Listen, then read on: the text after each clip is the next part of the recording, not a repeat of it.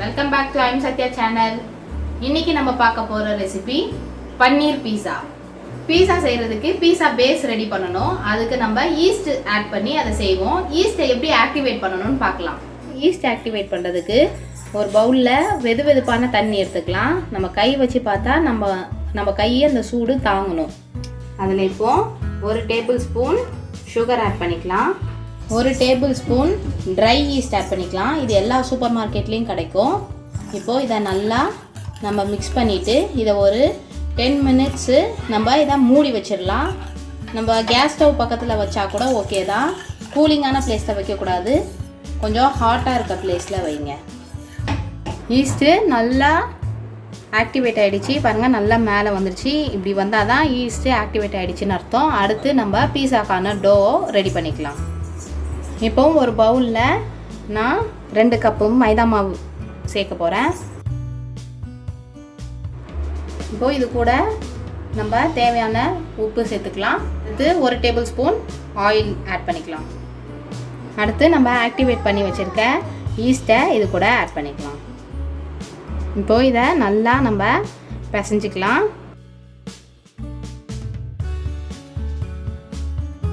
மாவை நல்லா சாஃப்டாக பிசைஞ்சாச்சு. இதை அட்லீஸ்ட் மினிமம் 1 ஹவருக்கு வச்சிடுங்க.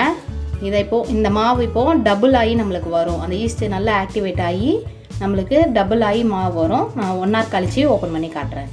இப்போ 1 ஹவர் ஆகிடுச்சு. நம்ம இந்த மாவை ஓப்பன் பண்ணி பார்க்கலாம். மாவு நல்லா சாஃப்டாக இருக்குது. இதை நம்ம இப்படி 2 பேட்சாக நம்ம எடுத்துக்கலாம்.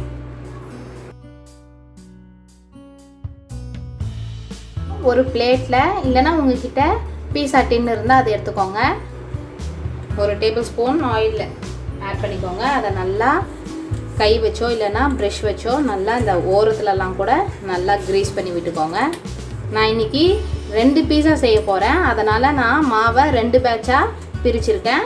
நல்லா க்ரீஸ் பண்ணியாச்சு. இப்போது ஒரு பேட்ச் மாவை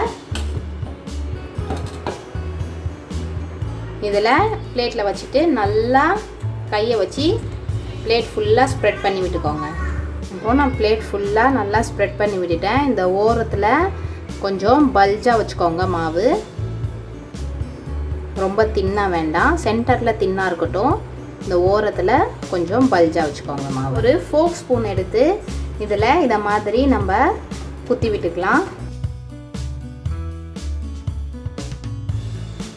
அடுத்து நம்ம இதில் பீஸா சாஸ் ஆட் பண்ண போகிறோம். அந்த பீஸா சாஸ் எப்படி செய்யணும்னு சீஸ் பீஸா ரெசிபியில் நான் செஞ்சு காமிச்சிருப்பேன். அதோட லிங்க்கை நான் கீழே இருக்க டிஸ்கிரிப்ஷனில் கொடுக்குறேன், பார்த்துக்கோங்க.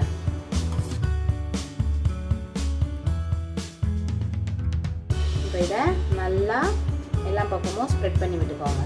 இப்போ நல்லா நம்ம பீஸா சாஸை ஸ்ப்ரெட் பண்ணியாச்சு. அடுத்து மொசரல்லா சீஸை நான் குட்டி குட்டியாக நறுக்கி வச்சுருக்கேன், அதை ஆட் பண்ணிக்கிறேன்.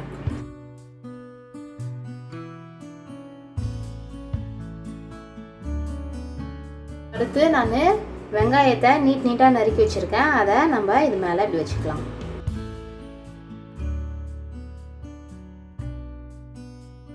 அடுத்து நான் கேப்சிகமை இப்படி நீட்டாக நறுக்கி வச்சுருக்கேன், அதையும் நம்ம இதில் வச்சுக்கலாம்.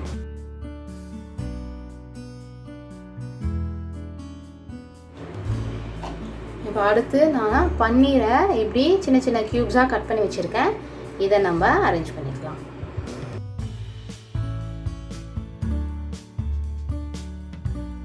இப்போ இதுக்கு மேலே நம்ம கொஞ்சமாக சில்லி ஃப்ளேக்ஸை வந்து ஆட் பண்ணிக்கலாம். அடுத்து 1 டேபிள் ஸ்பூன் ஓரிகானோ எடுத்து அதையும் இதை மாதிரி ஸ்ப்ரெட் பண்ணி போட்டுக்கோங்க. இந்த ஓரிகானோ சில்லி ஃப்ளேக்ஸ் எல்லாமே சூப்பர் மார்க்கெட்டில் கிடைக்கும். இப்போது நம்ம டாப்பிக்ஸ்லாம் போட்டுட்டோம். பீஸா ரெடி ஆகிடுச்சு. இதை நம்ம பேக் பண்ணி எடுத்துக்கலாம். இப்போது இது பேக் பண்ணுறதுக்கு முன்னாடி ஓவனை நம்ம ப்ரீஹீட் பண்ணணும். 180 டிகிரி செல்சியஸில் 20 மினிட்ஸு ப்ரீஹீட் பண்ணி வச்சுக்கோங்க.